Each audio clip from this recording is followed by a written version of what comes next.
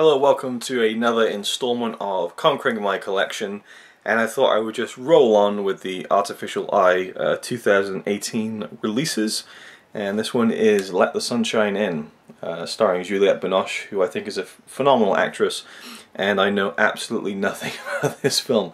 I actually bought it from a charity shop for £2. It was a brand new release with a slipcover and everything, so I thought I will get that. And it also stars Gerard Depardieu, who is always usually typically very good. So I'm just going to dive into this. I think it's a kind of romantic drama, comedy kind of thing, so I'm just going to check it out, see what it's all about, and give you my thoughts.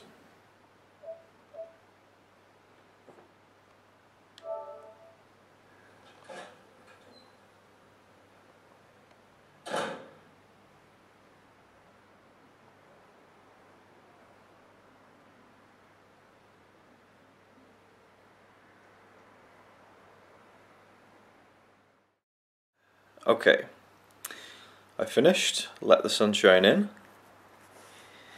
and yeah, I often feel in quite a rut when it comes to YouTube, because I feel like almost every film that I talk about I have almost, unanimous praise for, and what a breath of fresh air to see a film that I didn't like very much. I wasn't a big fan of this one. Hate to say it, I love Juliette Binoche. I think she's a wonderful actress. Beautiful too, but this just didn't sit right with me, this film. And I love how her and Gerard Depardieu are equally credited on both of her breasts there on the cover, and he probably has about 3 minutes, well, probably about 5-6 minutes of screen time. He shows up at the end, actually, and yeah. So it's about a woman called Isabel, played by Juliette Binoche, and she's divorced, she has a young daughter, and she's seeing this man who is married, which was interesting and intriguing, and the interplay between them was really interesting. And ultimately that relationship dissolves. Then she meets, and maybe she'd already been meeting, a younger man who is an actor at the theatre, and they begin a relationship, and then that ends very quickly and dissolves, and she's quite distraught over this.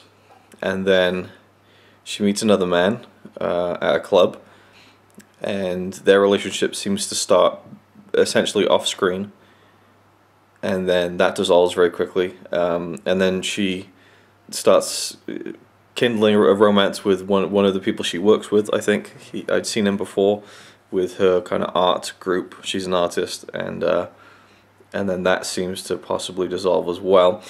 And then at the end she goes to Gerard Depardieu, who I assume is some sort of psychic medium, and he tells her about her love life as the credits roll. And I was just thinking,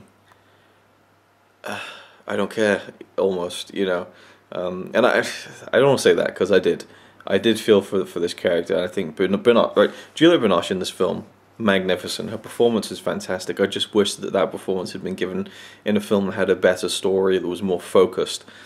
And I think that the intention here is that it is unfocused. The intention here is that this is a woman in her 50s, I'm assuming she's in her 50s, midlife crisis, essentially, where she is so desperately craving love and a stable relationship. And another point in the film, her ex-husband turns up, and they kind of get together, and then that dissolves. It's just a series of, well, let's try the next one. And at times it seems like she's almost sabotaging it herself, but for the most part it really seems like it's just that men only really want her for sex, and she wants something more than that, and that is very heartbreaking, and I think it is effectively portrayed. But I just ultimately never got a handle on any long stretch of the film. I didn't feel like I was invested for longer than 10 minutes at a time, and then the focus shifts to something else. And I read a really good micro review on Letterboxd from someone who said this is actually a horror film about being in your 20s, in your 50s again. And I understand exactly what that means, especially for a woman, I think. It's likely a completely different experience when you're single around that age, and when you feel like you should be with someone, or where you really do need that comfort and love from a permanent, stable partner. But also she has a friend who is kind of almost berating her for the people that she's seeing, and kind of trying to dictate to her who she should be seeing. And there's a lot of ulterior motives there, but there's a scene where she's with this guy, and it was her work friend, I think, who they're walking down the street, and she grabs his hand to hold it, and he turns and he kisses her, and she looks very happy about this, and it seems like there's something going on between them. There was a real chemistry in that scene. I would have liked that to have been the movie, but she says, why don't you come to my place for like 5 minutes, just 10 minutes, very pushy, and he's like, no, I don't want to rush things. And she's like, just stay with me, just stay with me, and he's like, look, if you're going to give me an ultimatum, I'm just going to shut down, like, I've rushed into too many things before, I don't want to rush into this. But she can't accept that, and so it's a very frustrating character, and there are very frustrating scenes in the film when you know what both of the characters are thinking, neither of them is going to say what they're thinking, and it's really drawn out, and that's realistic, and I appreciate that. It's different. But ultimately, the frustrations never really got let out anywhere, except for the final scene in which a complete stranger looks at a picture of the guy that she was seeing a year before. And I never really got a sense of time in the film, like how long this film apparently covers. It just seems like it all wraps up there, where Gerard Depardieu is like, yeah, this man is going to come back into your life, and then it's not going to work out completely, but then there'll be someone else. And he's going into a lot of detail, and I was like really just bored of it. It was just meandering, like a lot of the film was, and it seemed to her like this was everything she wanted, was like this knowledge that the guy that she liked before would come back to her, and then things would work out in the end. And it just seems very unrealistic, and a really down note to end on, that she's so delusional that she believes this guy who is just grasping at straws, really. I mean, that's how I feel people like that operate, really. I don't believe in that stuff. Certainly don't believe that you can meet someone and go, okay, so you've been seeing someone who's about 50.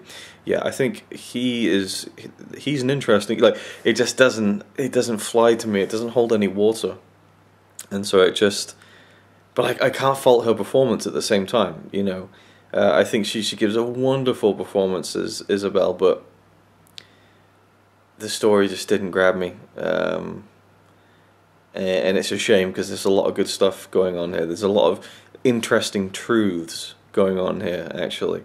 It's a very open film in that sense. I liked that a lot, but overall it just didn't gel together for me, for my preferences. So I wouldn't completely write it off. I wouldn't really rush to recommend it. It's kind of just there. And now the question is, do I keep it in my collection or not? Part of me wants to just give it another chance, maybe when I'm in my 50s, but I don't know. I don't know if I really would want to watch this again. It is only an hour and a half, and I also think that there seemed to be moments where it was trying to be a comedy, and I wasn't reading the humor at all. The way certain scenes were edited, like the way that the precise timing of the end of a scene transitioning to the next, seemed like it was cutting on a gag, like a joke. Just that slight, moment of pause after a certain line, then to the next scene, seemed to be that kind of moment where you laugh, where you release yourself from the climax of a joke, in a sense. But I wasn't reading it, and I think that really is specific to, it's a French film, so I don't know if I even mentioned that, but it is French, and I think that sometimes subtle nuances of humor do get lost in translation, so I kind of felt like I wasn't enjoying the film on a comedic level. Not that I don't think it is a comedy. It doesn't read like that. I mean, again, I think it's a drama, and she gives a great performance. But there's just things that, I don't know. It was just man after man, and that's fine. But I never got the chance to fully settle with anyone. Which again is likely the point, but it just didn't make for a very satisfying experience to me. Which again may very well be the point, But you know, for me, that's not something that I enjoy too much. I mean, it can work for me, but here it didn't quite. So yeah, I was quite disappointed by this one, to say the least, actually. Like the scene in the club where she meets the man and they just start dancing. I mean, that's a very magnetic scene. Like the chemistry there is palpable. It's really exciting. And then we don't see him. You know, we hear about him off screen, and then there's suddenly a scene where they might be breaking up. And again, she mentions to a guy who she's taking up to her apartment. He's like, "Well, your daughter's home." She's like, "No, she's gone for a week." You know, she's getting really angry. So when she says my daughter's gone for a week, it makes it seem like, okay, so she has the flat to herself and she can, you know, bring potential, you know, suitors up with no interruptions. And we never see the daughter. So I just was, in my mind, always assuming this is the 1 week where she has all her time to herself. But then her daughter's been driven away. And she said, I met a man last year.